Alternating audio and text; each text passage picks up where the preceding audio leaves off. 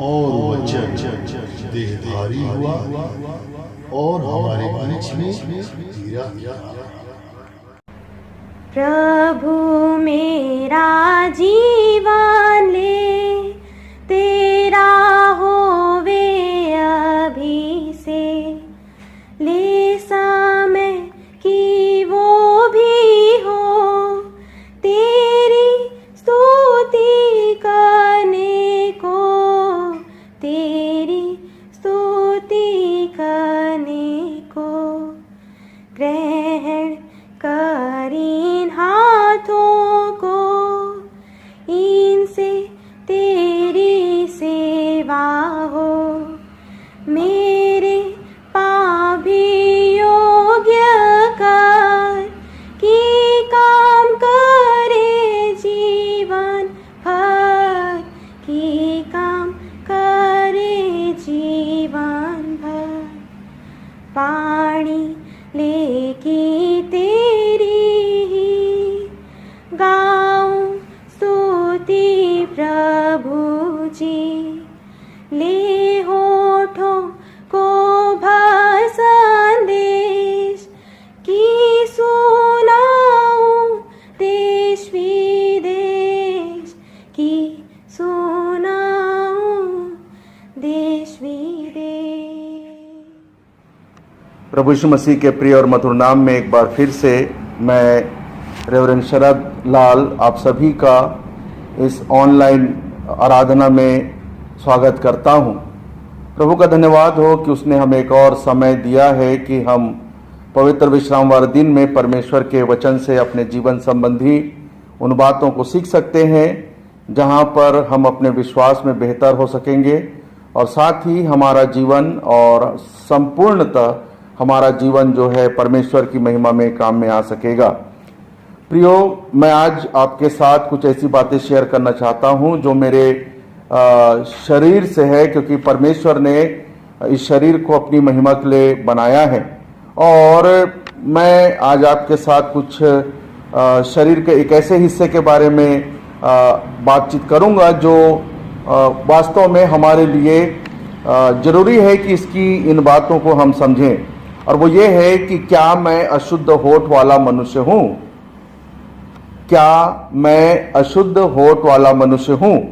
क्योंकि यशायाह ने इस बात को स्वीकार किया है, और यदि यशायाह ने इस बात को स्वीकार किया है तो हमें भी इस बात को समझने की आवश्यकता है कि हम भी अपने आप को इस बातों में जांचे परखें कि परमेश्वर का वचन क्या सचमुच में मैं शुद्ध होठ से प्रचार करता हूं या परमेश्वर के वचन को मैं कहता हूं। यशायाह नबी की पुस्तक उसका 6वां अध्याय, और यदि हम उसके 5वें पद में जाएं तो वहां पर यशायाह को जब परमेश्वर का दर्शन करता है और सारे भव्यता को देखता है, तब उसने इस बात को कहा, तब मैंने कहा, हाय हाय मैं नष्ट हुआ, क्योंकि मैं अशुद्ध होठ वाला मनुष्य हूं और अशुद्ध होठ वाले मनुष्यों के बीच में रहता हूं। और वो इसलिए कहता है क्योंकि मैंने सेनाओं के यहोवा महाराजा धीराज को अपनी आंखों से देखा है। यशायाह का ये स्वीकारोक्ति जो है एक साहसिक कदम है, ये कहना कि मैं अशुद्ध होठ वाला मनुष्य हूं, क्योंकि लोगों को लगता ही नहीं कि वो अशुद्ध होठ वाले मनुष्य हैं।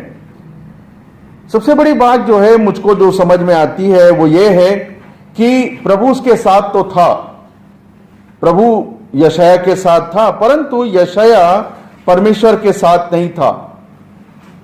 परमेश्वर की बातों का प्रचार तो कर रहा था, लेकिन इसके बावजूद जो है वो प्रभु के उस सिस्टम से या प्रभु के तौर तरीकों से वो अनजान होकर के परमेश्वर के वचन को अपनी समझ के अनुसार से अपने होठों से प्रचार करता रहा। और 1 अध्याय से लेकर के 5 अध्याय तक के हम इस बात को पाते हैं कि वो लोगों को कोसता रहा। परमेश्वर का वचन तो बताता था, लेकिन साथ ही वो कोसता रहा। बाइबल में ये बातें दर्ज है। वो कहता था दूसरों को, तुम पर हाय, तुम पर हाय, तुम पर हाय। लेकिन जब उसने परमेश्वर को देखा, सेनाओं के यहोवा महाराजा धीराज को अपनी आंखों से विराजमान देखा, तब वो अपने आप को उसको समझ में आया कि वो कौन है, और तब फिर वो कहता है मैं अशुद्ध होठ वाला मनुष्य हूं। अशुद्ध होठ जो है लोगों से ज्यादा अपनी बर्बादी करता है। आप लोगों को तो कोसेंगे ही, आप लोगों को भला बुरा कहेंगे ही, लेकिन उससे ज्यादा वो जो है आपके ऊपर में हावी होता है, वो आपको जो है ज्यादा दुख देता है या बर्बाद कर देता है।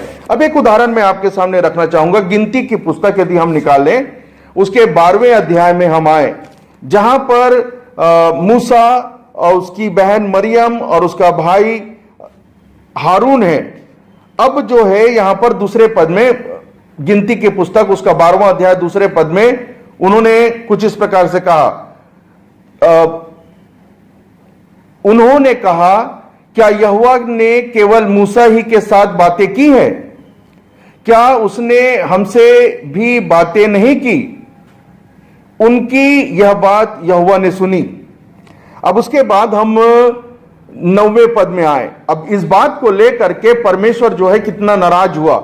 हमको और आपको शायद ये बात जो है सामान्य सी लगती हो, लेकिन ये बातें जो है अच्छी नहीं थी, क्योंकि लिखा है मरियम और हारून उसकी उस विवाहिता कुशी स्त्री के कारण उसकी निंदा करने लगे।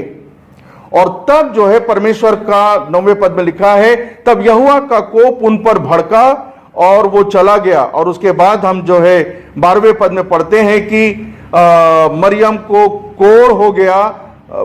10वें पद में लिखा है कि मरियम को कोढ़ हो गया, और फिर मरियम उस मरे हुए के समान हो गई जिसकी देह में कोई जान नहीं, और वो बस एक जिंदा लाश सी बन करके रह गई। एक छोटा सा किसी प्रभु के लोगों के बारे में इन गलत बात को कहना खुद के जीवन के लिए कितना भारी पड़ता है, शायद हमको और आपको इससे ज्यादा बेहतर और कहीं जगह पर मिल नहीं सकता।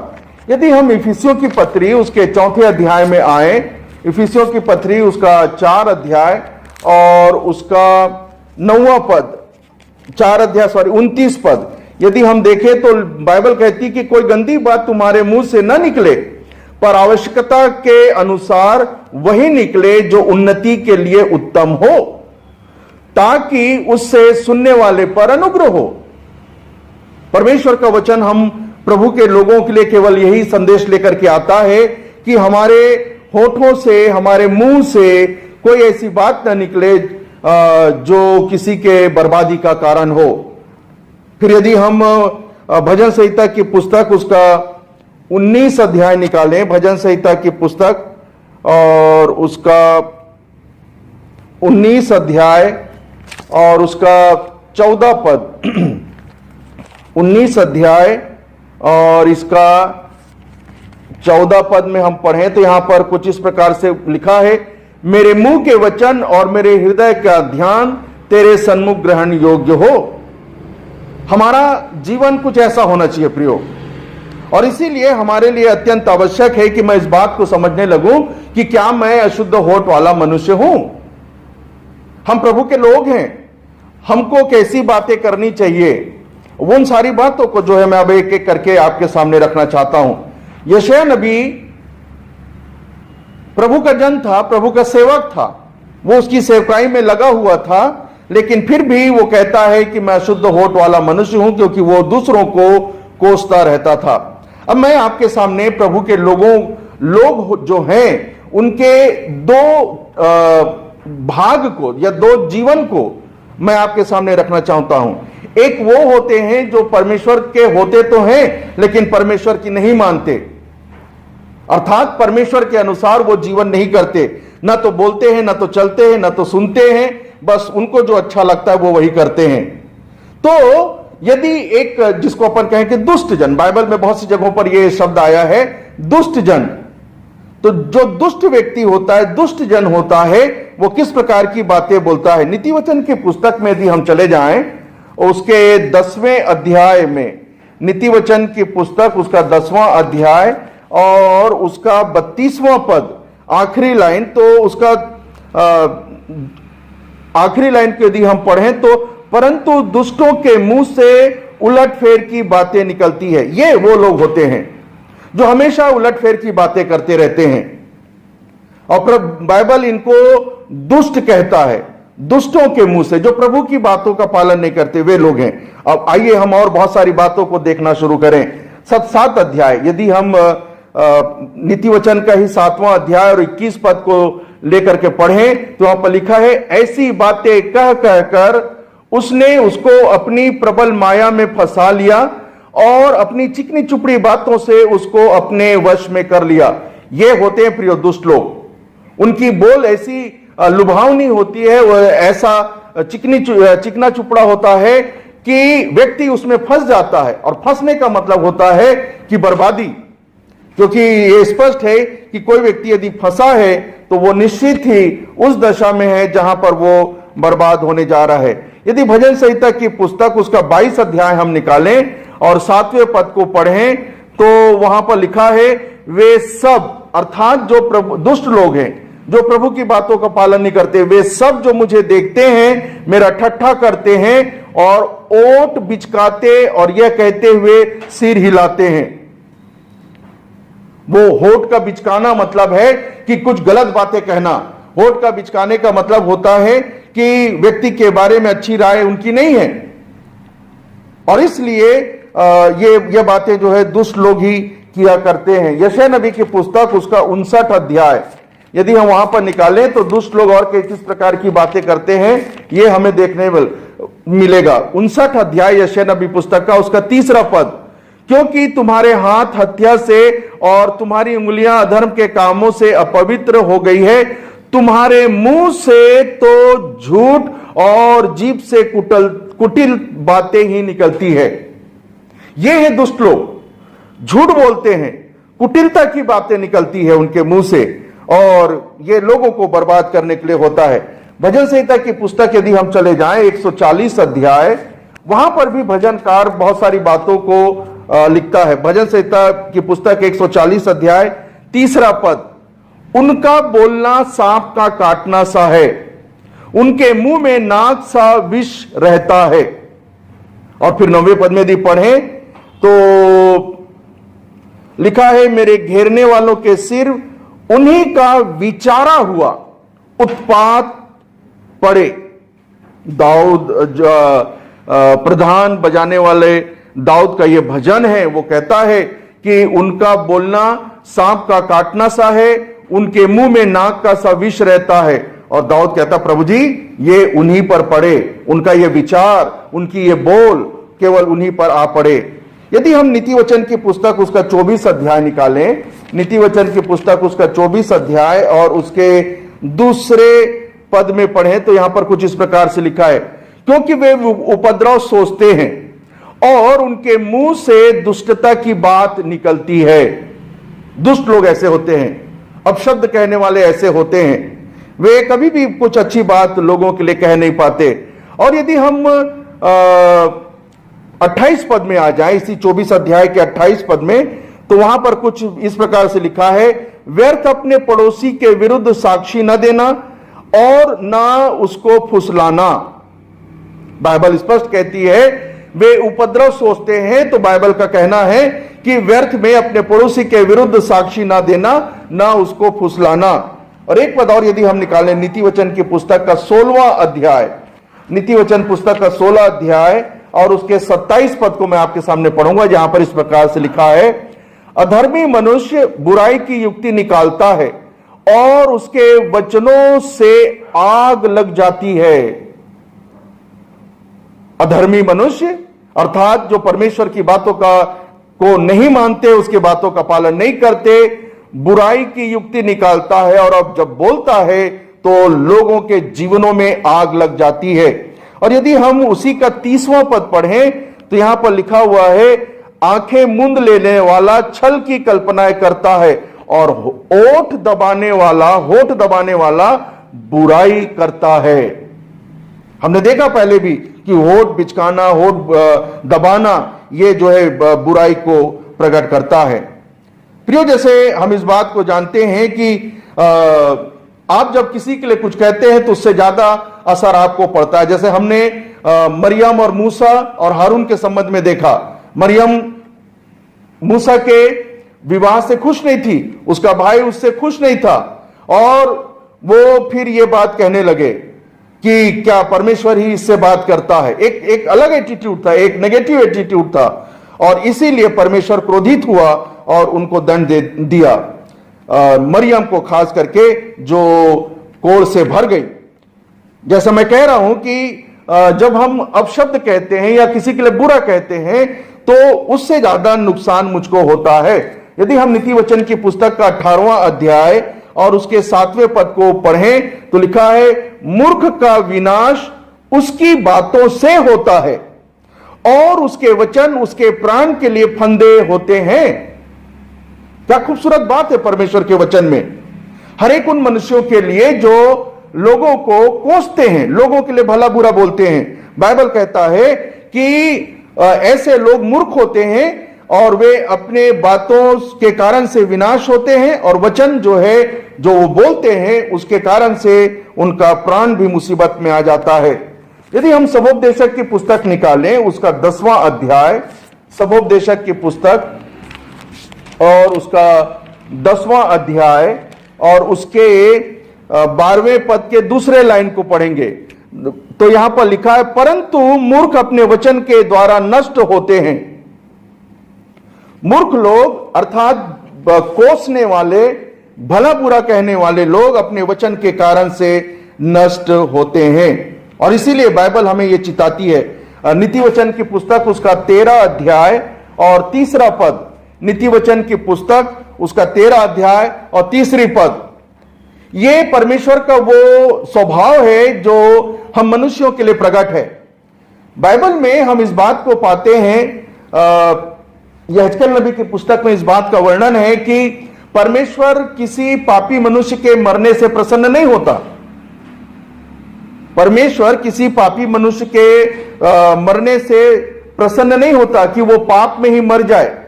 और उसी प्रकार से परमेश्वर यह भी नहीं चाहता कि अपशब्द कहने वाला, गंदी बात बोलने वाला, दूसरों को कोसने वाला इसी दशा में मर जाए। और इसीलिए बाइबल में नीति वचन की पुस्तक उसके 13वें अध्याय के 3रे पद में लिखा है, जो अपने मुंह की चौकसी करता है वो अपने प्राण की रक्षा करता है। बाइबल स्पष्ट है, वो कहती है कि अपने मुंह की चौकसी करो ताकि आपके प्राण की रक्षा हो। और जो अपना गाल बजाता है, मतलब आप जब बोलते हैं तो ये गाल जो है ना, ये आवाज करने लगते हैं। परमेश्वर कहता है कि जो गाल बजाता है उसका विनाश होता है। इसलिए हम इस बात से सतर्क रहें। परमेश्वर नहीं चाहता कि हमारे साथ ऐसा कुछ हो, और इसीलिए वो कहता है कि मुंह की चौकसी करना ताकि आपके प्राण की रक्षा होती चली जाए। अब मैं आपके सामने एक ऐसे व्यक्ति की बातों को रखना चाहूंगा जिसको परमेश्वर जो है धर्मी कहता है, या हम कहें कि जो परमेश्वर की आज्ञा का पालन करने वाला व्यक्ति हो, या सीधे सीधे शब्दों में कहें कि जो दुष्ट लोगों के विपरीत हो। जब वो बातें करता है तो कैसी बातें करता है। नीति वचन की पुस्तक उसका 10 अध्याय और उसके 32 पद का पहला भाग मैं आपके सामने पढ़ूंगा। धर्मी ग्रहण योग्य बात समझ कर बोलता है। धर्मी ग्रहण योग्य बात समझ कर बोलता है। इसका मतलब यह हुआ कि जब आप बोलते हैं तो आपको उसमें कई बार सोचना भी पड़ता है, मैं बोल तो सही रहा हूं लेकिन क्या यह बोल किसी के लिए उचित है या नहीं। लेकिन जो धर्मी व्यक्ति होता है, जो परमेश्वर की आज्ञा के अनुसार चलने वाला व्यक्ति होता है, वो अच्छी बात को भी सोच करके बोलता है।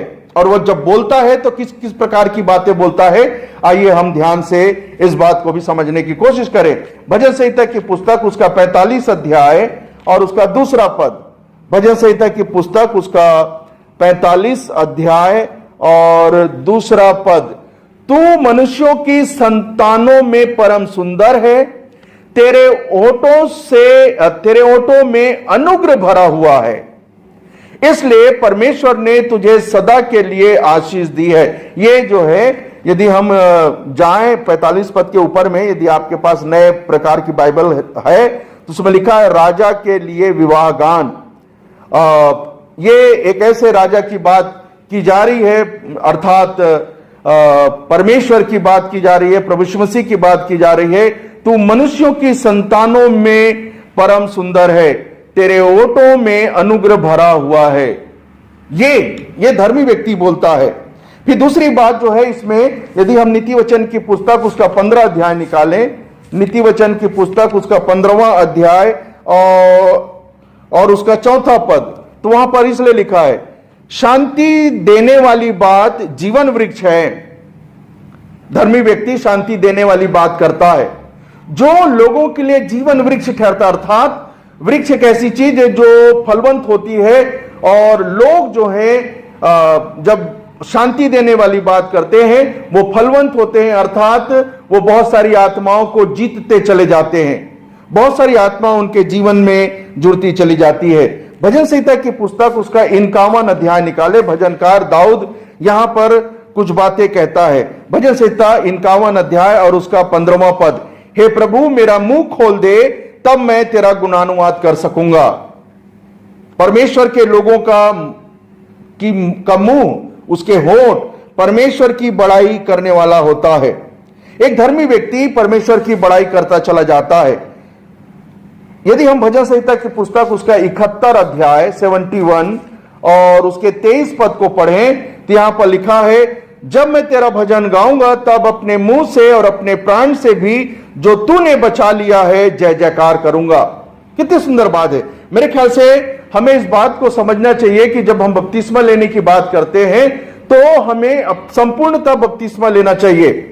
कई बार क्या होता है कि हम केवल शरीर को और शरीर के हिस्सों को जोड़ते नहीं, उसमें हमने शरीर को बपतिस्मा दे दिया है, हमारे मुंह, हमारे कान, हमारे नाक, हमारे अन्य बातें, हाथ पैर, ये सब जो है इंक्लूड होना चाहिए। लगता तो है कि ये पानी में सब डूब रहे हैं, लेकिन वास्तव में बपतिस्मा इनका नहीं होता। भजनकार यहां पर यही कह रहा है, मैं तेरे धर्म के 23 पद में, मैं तेरा भजन गाऊंगा तब अपने मुंह से और अपने प्राण से भी जो तूने बचा लिया है जय जयकार करूंगा। नीति वचन की पुस्तक उसका 10 अध्याय यदि हम फिर से निकालें, नीति वचन की पुस्तक उसका 10वां अध्याय और उसके 21 पद को पढ़ें, तो यहां पर लिखा है, धर्मी के वचनों से बहुत सा पालन पोषण होता है। जब एक धर्मी व्यक्ति बोलता है, जब प्रभु का जन बोलता है, तो बहुत से टूटे जीवनों को वो जोड़ता है। जो निराशा में है उनको आशा देता है, जो उदास है उनमें प्रसन्नता लाता है, और आत्मिक रीति से वो उसका पालन पोषण करता चला जाता है। कितनी खूबसूरत बात है एक प्रभु के जन की जो उसकी आज्ञा का पालन करता है, और जब बोलता है तो ये सारी बातें उसके साथ होती चली जाती है। नीति वचन की पुस्तक का ही 16वां अध्याय हम निकालें, उसके 24वें पद में कुछ इस प्रकार से लिखा है, 16 अध्याय 24 पद, मन भावने वचन मधु भरे छत्ते के समान प्राणों को मीठे लगते हैं और हड्डियों को हरी भरी करते हैं। मन भावने वचन मधु छत्ते के समान प्राणों को मीठे लगते हैं और हड्डियों को हरी भरी करते हैं। यह है धर्मी का वचन।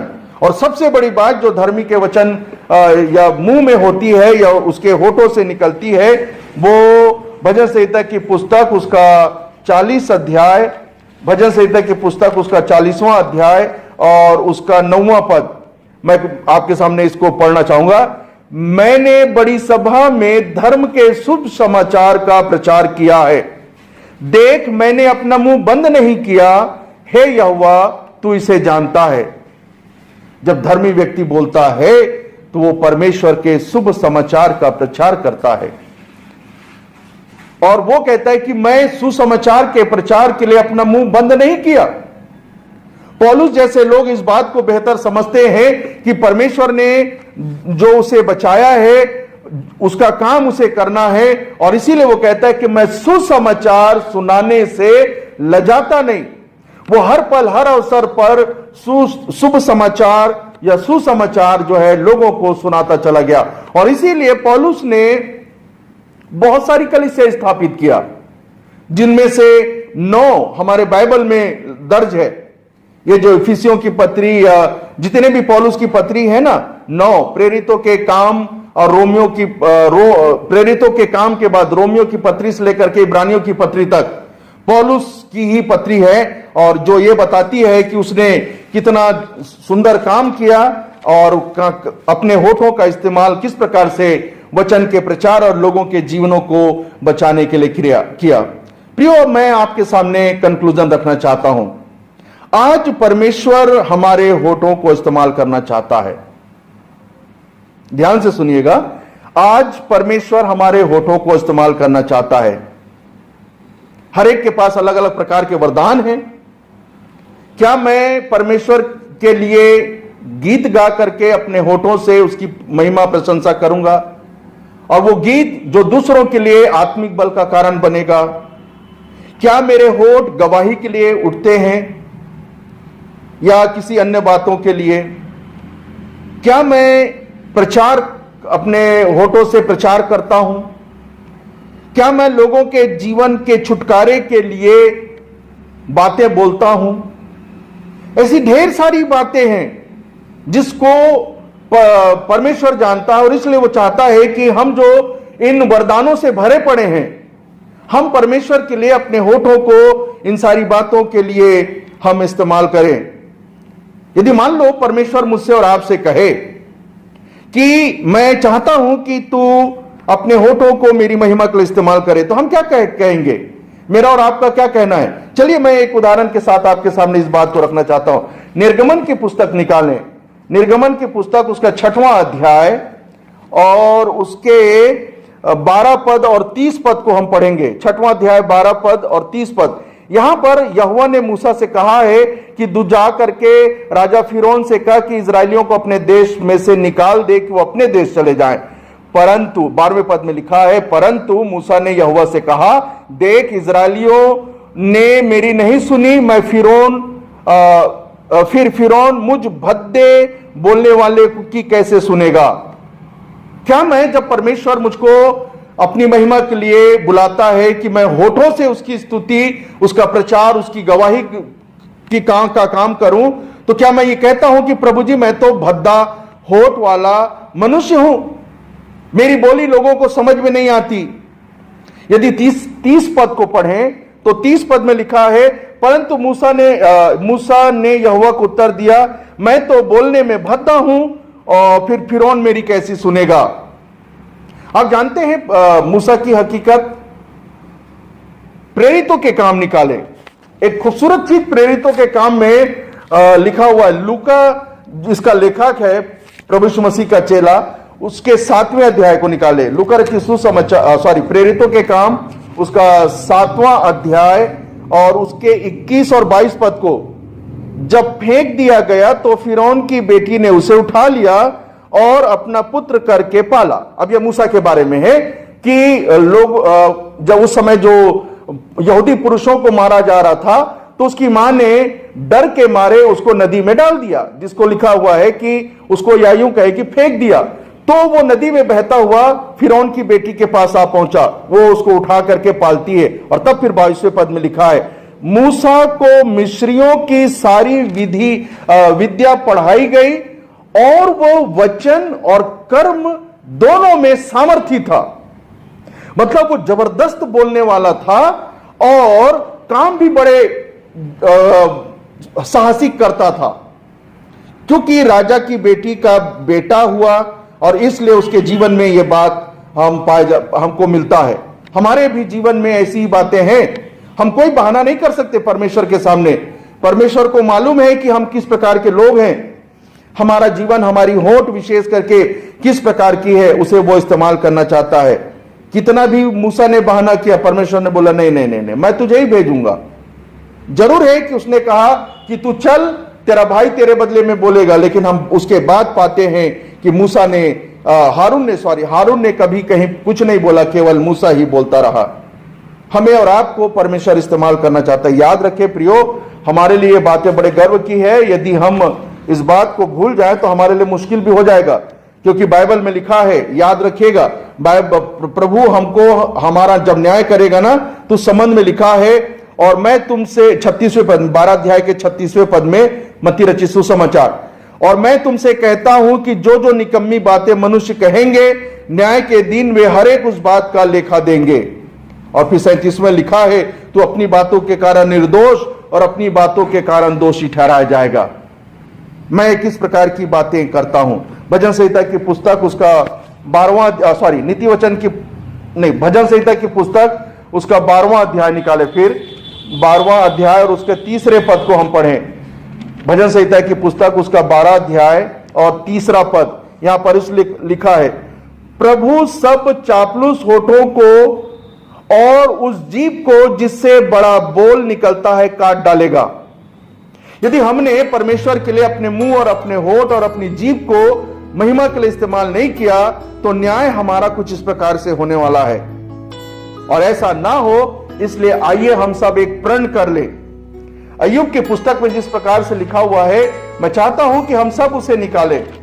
और जब ये बातें मैं पढ़ता हूं आपके सामने, तो आप भी इसे मेरे साथ पढ़िए और बोलिए। अय्यूब की पुस्तक उसका 27 अध्याय और उसके 4 पद को, अय्यूब की पुस्तक 27 अध्याय 4 पद, मैं यह कहता हूं कि मेरे मुंह से कोई कुटिल बात ना निकलेगी और ना मैं कपट की बातें बोलूंगा। एक बार फिर से बोले, मैं यह कहता हूं कि मेरे मुंह से कोई कुटिल बात ना निकलेगी और ना मैं कपट की बातें बोलूंगा। हम एक प्रश्न के साथ इस बात को समाप्त करें, क्या मैं अशुद्ध होठ वाला मनुष्य हूं, जिसकी हमने आज चर्चा किया है? हम इस पर विचारें, क्योंकि ये मेरे जीवन और मरण का सवाल है। आइए प्रियो, हम प्रभु के लोग हैं। अय्यूब के समान हम ये प्रण कर ले, ये प्रतिज्ञा कर ले कि मेरे मुंह से कोई कुटिल बात ना निकलेगी और ना कपट की बातें बोलूंगा। आइए हम प्रार्थना करें। धन्यवाद देते हैं दयालु पिता परमेश्वर इन सारी बातों को सिखाने समझाने के लिए। दुआ करते प्रभु जी, होने दे कि आज की ये बातें हमारे जीवन का हिस्सा हो, और आज के बाद से जब कभी हम बोले तो कुछ ऐसी बातें जो ग्रहण योग्य हो, तेरी महिमा का कारण हो और लोगों के जीवन के बनने का कारण हो। धन्यवाद देते प्रभु ऐसी बातों को सिखाने के लिए, क्योंकि तू हमारा जीवित परमेश्वर है जो नहीं चाहता कि हम किसी भी रीति से नरक के भागीदार हों। वचन की इन बातों को हमारे जीवन का हिस्सा बना, बिनती अपने उद्धारकर्ता यीशु मसीह के नाम से मांगते सुनने कबूल कर, आमीन।